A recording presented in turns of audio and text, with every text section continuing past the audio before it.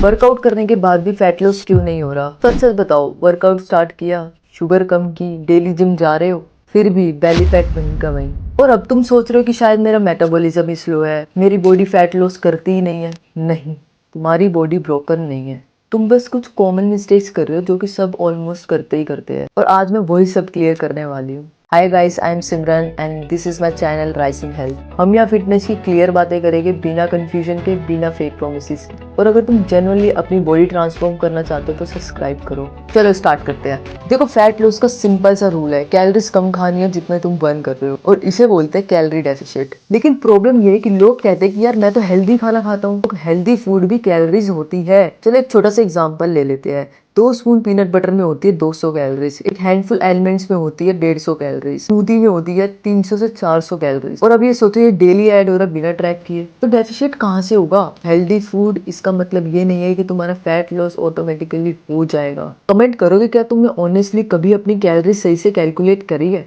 Second mistake है सिर्फ cardio करना। रोज ट्रेडमिल पे 40 मिनट चल रहे हो, वेरी गुड, बट इनफ नहीं है। देखो, कार्डियो सिर्फ वर्कआउट के टाइम पे कैलोरीज बर्न करता है, लेकिन अगर तुम स्ट्रेंथ ट्रेनिंग करोगे तो वो तुम्हारे 24 आवर्स कैलोरी बर्न होती है। रेस्टिंग स्टेट में भी तुम कैलोरीज बर्न करते हो। जितनी ज्यादा मसल उतना ज्यादा फैट बर्न ऑटोमेटिकली। अगर तुम्हें रियल में अपने बॉडी में चेंजेस चाहिए ना, तो 3 से 4 दिन कम से कम आप स्ट्रेंथ ट्रेनिंग करो एक वीक में। थर्ड मिस्टेक है प्रोटीन कम लेना। देखो, जो प्रोटीन है ना, वो तुम्हारी मसल्स को प्रोटेक्ट करता है, जिससे तुम्हें क्रेविंग्स कम होती है और तुम्हारी मसल बिल्डिंग में भी हेल्प मिलती है, और तुम्हारे फैट लॉस को भी सपोर्ट करती है। और अगर प्रोटीन कम होगा तो बॉडी मसल्स भी यूज करेगी फैट के साथ। तो अपना टारगेट रखो 1.2 से 1.6 ग्राम पर KG body weight.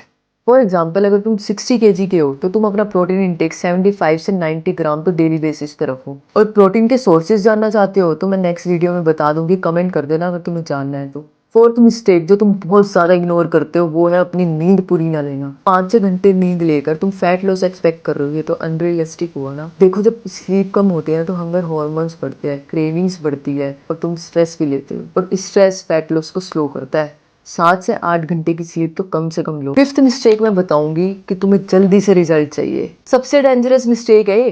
2 week gym जाकर रिजल्ट नहीं मिला तो क्विट। देखो, फैट लॉस बहुत ज्यादा स्लो प्रोसेस, और अगर तुम क्रैश डाइट करोगे तो वाटर लॉस होगा, मसल लॉस होगा, और तुम वापस वहीं आ जाओगे। इसलिए कंसिस्टेंसी पे वर्क करो।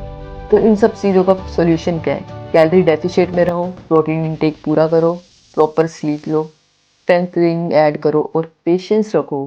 फैट लॉस सच में कॉम्प्लिकेटेड नहीं है, कंसिस्टेंसी कॉम्प्लिकेटेड है। उस पर वर्क करो। ये जनरली बॉडी चेंज करना चाहते हो ना, तो कमेंट करो डिसिप्लिन, और सब्सक्राइब करो इस चैनल को। मैं ऐसे ही फैक्ट्स तुम्हारे साथ शेयर करती रहूंगी। तो तुम मुझे इंस्टाग्राम पे भी फॉलो कर सकते हो, राइजिंग हेल्थ 27, डीएम कर सकते हो अगर तुम्हें अपना डाइट चार्ट बनवाना है या पूरा कैलोरी डेफिशिएट का प्लान बनवाना है। सब्सक्राइब कर लेना, क्योंकि रियल नॉलेज यही मिलेगी।